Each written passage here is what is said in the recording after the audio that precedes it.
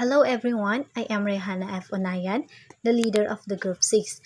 And now I will discuss the first topic of our report, Lesson 15, which is climate change. And now, let's take a look first the definition of climate change. Climate change is a long-term change in weather patterns that results in changes in temperature, rainfall, and other climate conditions worldwide. So, ang pagkakaroon ng climate change o tinatawag natin sa Tagalog na ang pagbabago ng klima ay isang pangmatagalang pagbabago sa mga pattern ng panahon na nagdudulot ng mga pagbabago sa temperatura, ulan at iba pang kondisyon sa klima sa buong mundo. So, climate change, there are two main causes. First is natural causes, and the second one is human activities.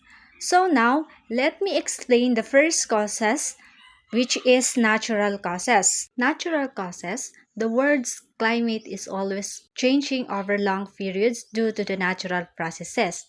This includes changes in solar activity, volcanic eruptions, and changes in the Earth's orbit. Changes in solar activity. The sun releases energy that warms the world.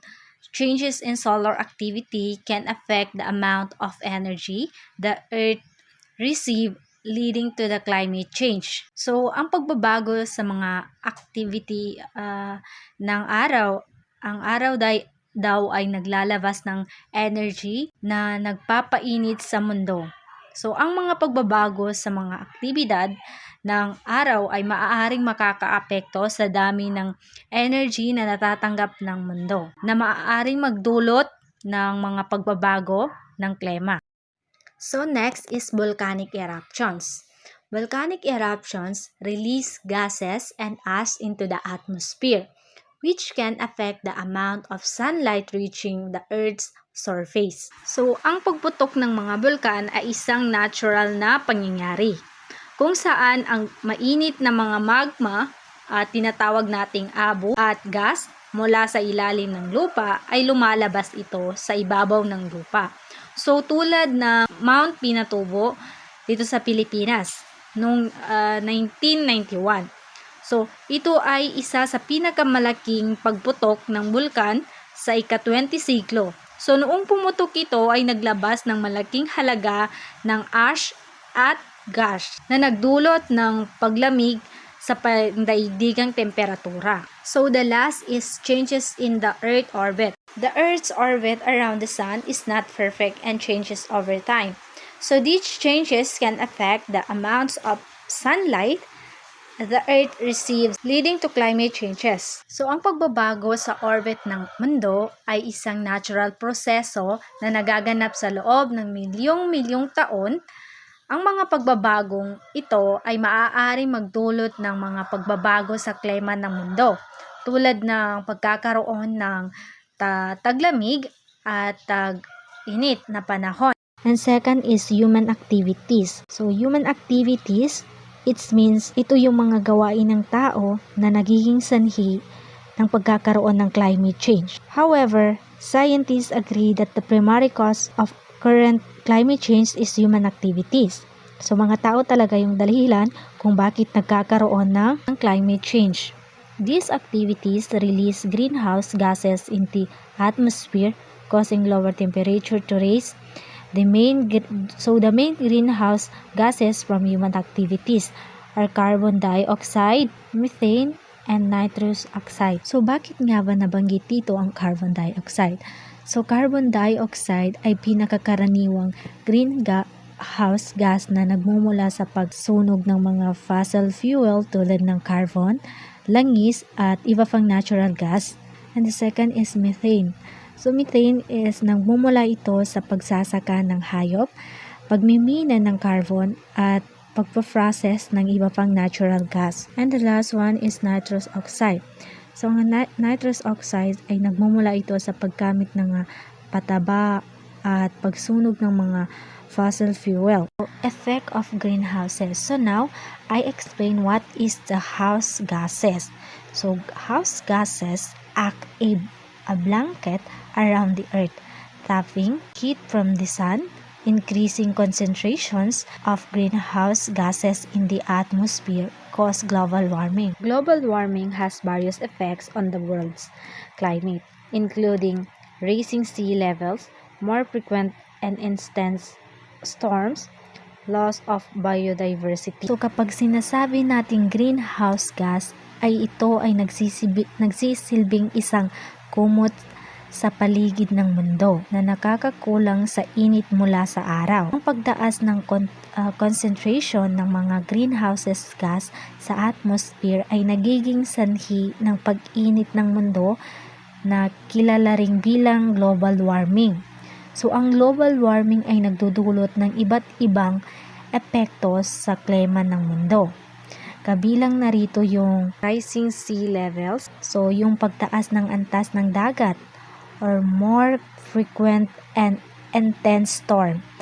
Ito naman yung tinatawag natin na mas madalas at matinding mga bagyo.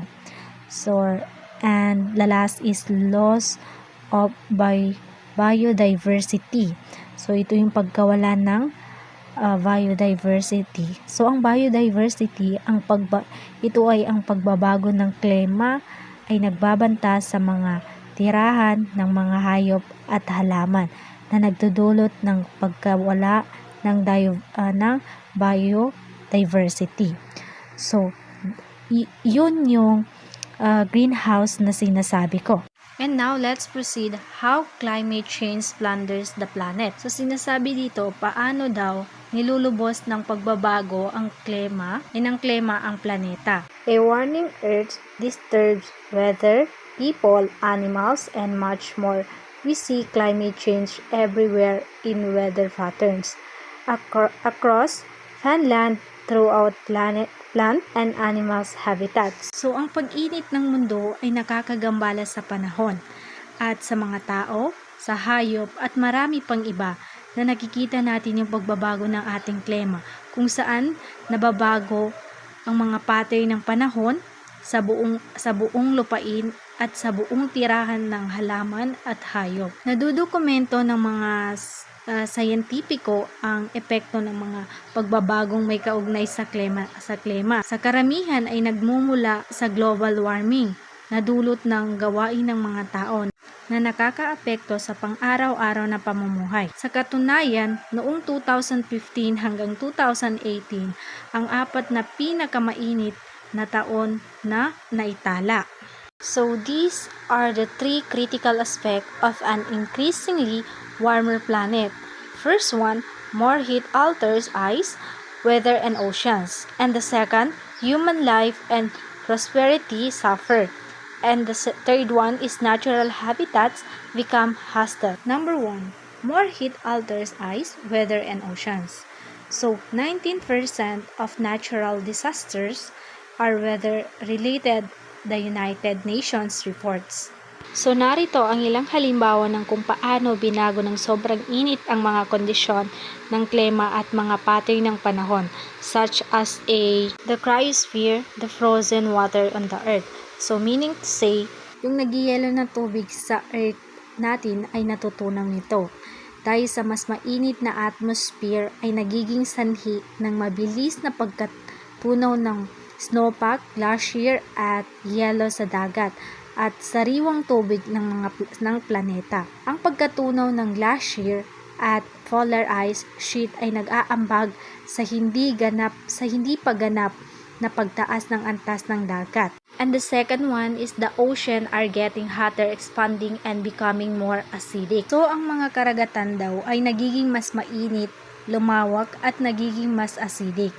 Nagiging mas mainit ang mga ito dahil sumisipsip sila ng 90% ng sobrang init sa klima. Ang pagbabagong ito ay nagiging sanhi ng paglawak ng mga karagatan at nag-aambag sa mas mataas na antas ng dagat at inaalis ang mga corals ng kanilang matingkad na kulay.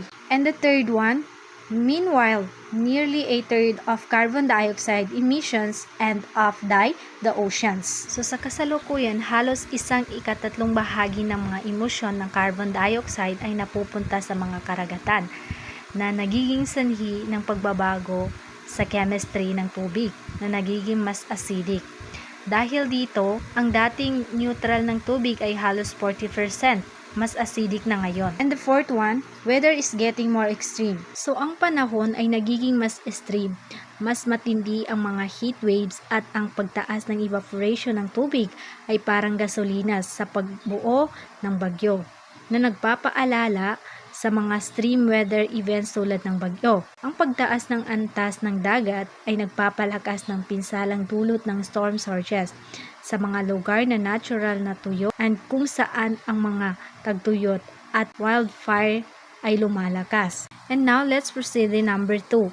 Human life and prosperity suffer. So, the climate change ay isang malaking banta sa ating kalusugan, ekonomiya, kabuhayan, infrastruktura, at marami pang iba. So, narito ang isa sa mga halimbawa. So, ang unang halimbawa is climate change is a major threat to agriculture. Where, how and when we grow food is vitally connected to our climate's normal patterns.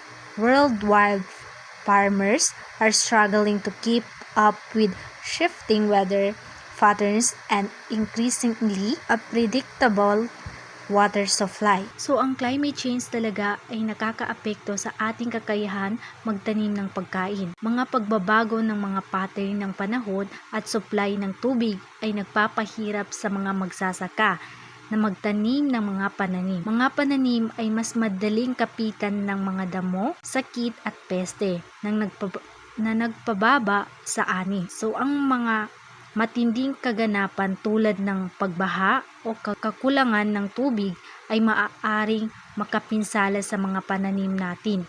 So, ang pangalawa, warmer polluted air affects our health. A warmer atmosphere increases the formation of ground level ozone, also known as smog in polluted regions. Ito naman ay about sa ating kalusugan.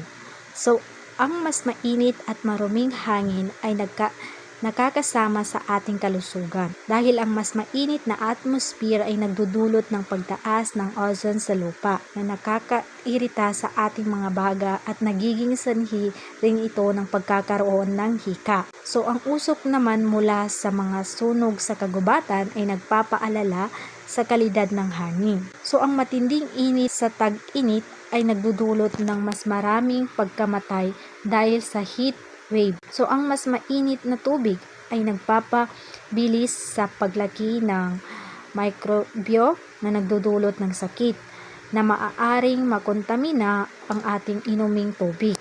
So, ang last na halimbawa ay ang infrastruktura at transportasyon. So, ang mainit na panahon, pagbaha, at iba pang matinding kaganapan sa panahon ay maaaring makapinsala sa ating infrastruktura. Mga pagpataw ng mga mabibigat na pasanin sa ating mga supply ng kuryente at maaantala ang ating mga biyahe. So, doon lamang po nagtatapos ang aking report. Kaya kung hanggat maaari, wag po tayo magputol ng mga puno at kung tayo man po ay magputol ng mga puno ay dapat kailangan din nating magtanim. Kumbaga, natuto tayong magputol ng puno, matuto rin tayong magtanim. Kasi yan yung isa sa sanhi ng pagkakaroon ng climate change. So, I hope may natutunan kayo. And doon po sa pangatlong aspect of an increasingly warmer planet ay ang magre-report po ay si Sabrina Vergara. So, that's all po ang aking report. Thank you!